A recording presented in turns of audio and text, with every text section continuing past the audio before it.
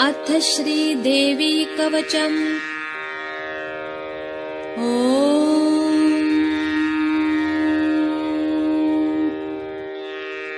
श्रीगणेशाय नमः। अस्य श्रीदेवी कवचस्य ब्रह्मा ऋषिः अनुष्टुप् छन्दः चामुण्डा देवता अङ्गन्यासोक्तमातरो बीजम् दिग्बन्धदेवतास्तत्त्वम् श्रीजगदम्बा प्रीत्यर्थे जपे विनियोगः। ॐ नमश्चण्डिकायै। ॐ मार्कण्डेय उवाच यद्गुह्यं परमं लोके सर्वरक्षाकरं नृणाम् यन्न कस्यचिदाख्यातं तन्मे ब्रूहि पितामह। ब्रह्मोवाच अस्ति गुह्यतमं विप्र सर्वभूतोपकारकम् देव्यास्तु कवचं पुण्यं तच्छृणुष्व महामुने। प्रथमं शैलपुत्रीति द्वितीयं ब्रह्मचारिणी तृतीयं चन्द्रघण्टेति कूष्माण्डेति चतुर्थकम् पञ्चमं स्कन्दमातेति षष्ठं कात्यायनीति च सप्तमं कालरात्रिश्च महागौरीति चाष्टमम् नवमं सिद्धिदात्री च नवदुर्गा प्रकीर्तिताः। उक्तान्येतानि नामानि ब्रह्मणैव महात्मना अग्निना दह्यमानस्तु शत्रुमध्ये गतोरणे विषमे दुर्गमे चैव भयार्ताः शरणं गताः न तेषां जायते किञ्चिदशुभं रणसङ्कटे नापदन्तस्य पश्यामि शोकदुःखभयं न हि यैस्तु भक्त्या स्मृता नूनं तेषां सिद्धिप्रजायते ये त्वां स्मरन्ति देवेशि रक्षसे तान्न संशयः। प्रेतसंस्था तु चामुण्डा वाराही महिषासना ऐन्द्री गजसमारूढा वैष्णवी गरुडासना माहेश्वरी वृषारूढा कौमारी शिखिवाहना लक्ष्मी पद्मासना देवी पद्महस्ता हरिप्रिया श्वेतरूपधरा देवी ईश्वरी वृषवाहना ब्राह्मी हंससमारूढा सर्वाभरणभूषिता इत्येता मातरः सर्वाः सर्वयोगसमन्विताः नानाभरणशोभाढ्या नानारत्नोपशोभिताः दृश्यन्ते रथमारूढा देव्यः क्रोधसमाकुलाः शङ्खं चक्रं गदां शक्तिं हलं च मुसलायुधम्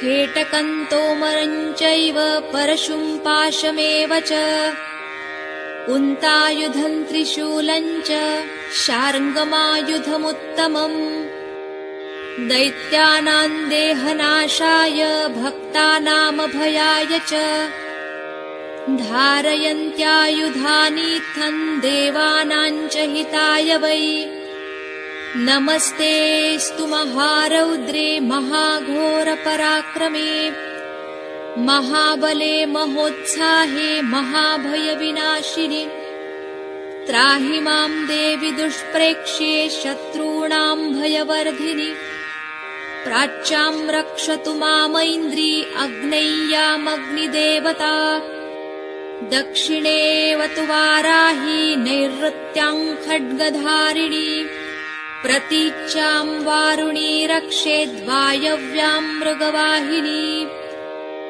उदीच्यां रक्षकौबेरि ईशान्यां शूलधारिणी ऊर्ध्वं ब्रह्माणि मे रक्षेदधस्ताद्वैष्णवी तथा एवं 10 दिशो रक्षेच्चामुण्डा शववाहना जया मे अग्रतस्थातु विजयास्थातु पृष्ठतः अजिता वामपार्श्वे तु दक्षिणे चापराजिता शिखां मे द्योतिनी रक्षेदुमामूर्ध्नि व्यवस्थिता मालाधरी ललाटे च भ्रुवौ रक्षेद्यशस्विनी त्रिनेत्रा च भ्रुवोर्मध्ये यमघण्टा च नासिके शङ्खिनी चक्षुषोर्मध्ये श्रोत्रयोर्द्वारवासिनी कपोलौ कालिका रक्षेत् कर्णमूले तु शाङ्करी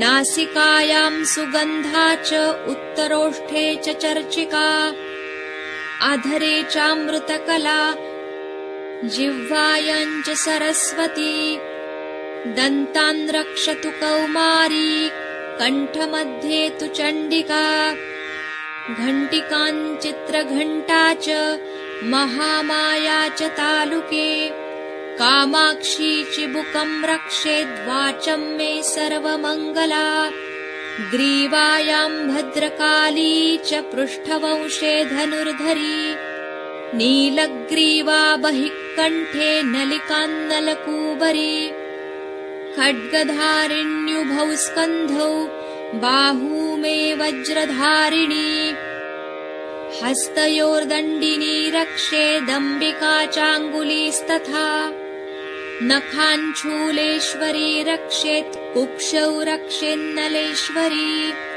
स्तनौ रक्षेन्महालक्ष्मीर्मनःशोकविनाशिनी हृदये ललिता देवी उदरे शूलधारिणी नाभौ च कामिनी रक्षेद्गुह्यं गुह्येश्वरी तथा कट्यां भगवती रक्षेज्जानुनी विन्ध्यवासिनी भूतनाथा च मेढ्रं मे ऊरू महिषवाहिनी जङ्घे महाबला प्रोक्ता सर्वकामप्रदायिनी गुल्फयोर्नारसिंही च पादौ चामिततेजसी पादाङ्गुली श्रीर्मे रक्षेत् पादाधस्तलवासिनी नखान्दंष्ट्रान्कराली च केशांश्चैवोर्ध्वकेशिनी रोमकूपेषु कौबेरी त्वचं वागीश्वरी तथा रक्तमज्जावसा मांसान्यस्थिमेदांसि पार्वती अन्त्राणि कालरात्रिश्च पित्तं च मुकुटेश्वरी पद्मावती पद्मकोशे कफे चूडामणिस्तथा ज्वालामुखी नखज्वाला अभेद्या सर्वसन्धिषु शुक्रं ब्रह्माणि मे रक्षेच्छायां छत्रेश्वरी तथा अहङ्कारं मनोबुद्धिं रक्ष मे धर्मचारिणी प्राणापानौ तथा व्यानं समानो दानमेव च वज्रहस्ता च मे रक्षेत् प्राणकल्याणशोभना रसे रूपे च गन्धे च शब्दे स्पर्शे च योगिनी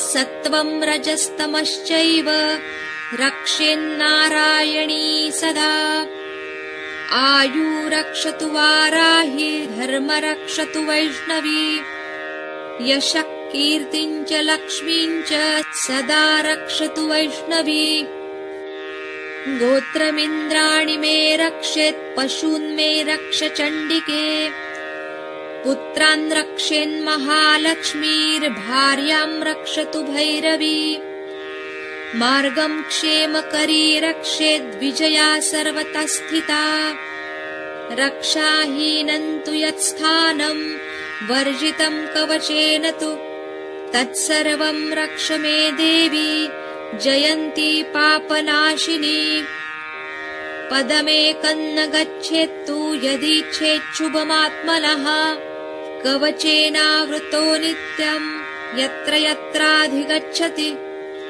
तत्र तत्रार्थलाभश्च विजयः सार्वकामिकः यं यं कामयते कामं तं तं प्राप्नोति निश्चितम् परमैश्वर्यमतुलं प्राप्स्यते भूतले पुमान् निर्भयो जायते मर्त्यः सङ्ग्रामेष्वपराजितः त्रैलोक्ये तु भवेत् पूज्यः कवचेनावृतः पुमान् इदन्तु देव्याः कवचं देवानामपि दुर्लभम्।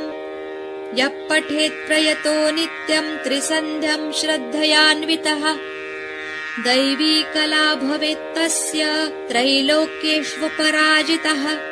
जीवेद्वर्षशतं साग्रमपमृत्युविवर्जितः। नश्यन्ति व्याधयः सर्वे लूता विस्फोटकादयः। स्थावरं जङ्गमं वापि कृत्रिमं चापि यद्विषम्। अभिचाराणि सर्वाणि मन्त्रयन्त्राणि भूतले। भूचराखेचराश्चैव जलजाश्चोपदेशिकाः। सहजाकुलजा माला शाकिनी डाकिनी तथा। अन्तरिक्षचरा घोरा डाकिन्यश्च महाबलाः। ग्रहभूतपिशाचाश्च यक्षगन्धर्वराक्षसाः। ब्रह्मराक्षसवेताला कूष्माण्डा भैरवादयः। नश्यन्ति दर्शनात् तस्य कवचे हृदि संस्थिते। मानोन्नतिर्भवेद्राज्ञस्तेजो वृद्धिकरं परम्। यशसा वर्धते सोऽपि कीर्तिमण्डितभूतले।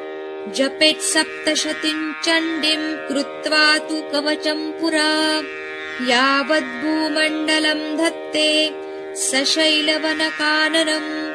तावत् तिष्ठति मेदिन्यां सन्ततिः पुत्रपौत्रिकी। देहान्ते परमं स्थानं यत्सुरैरपि दुर्लभम्। प्राप्नोति पुरुषो नित्यं महामाया प्रसादतः। लभते परमं रूपं शिवेन सह मोदते। इति श्रीवराहपुराणे हरिहरब्रह्मविरचितम् देव्याः कवचं सम्पूर्णम्।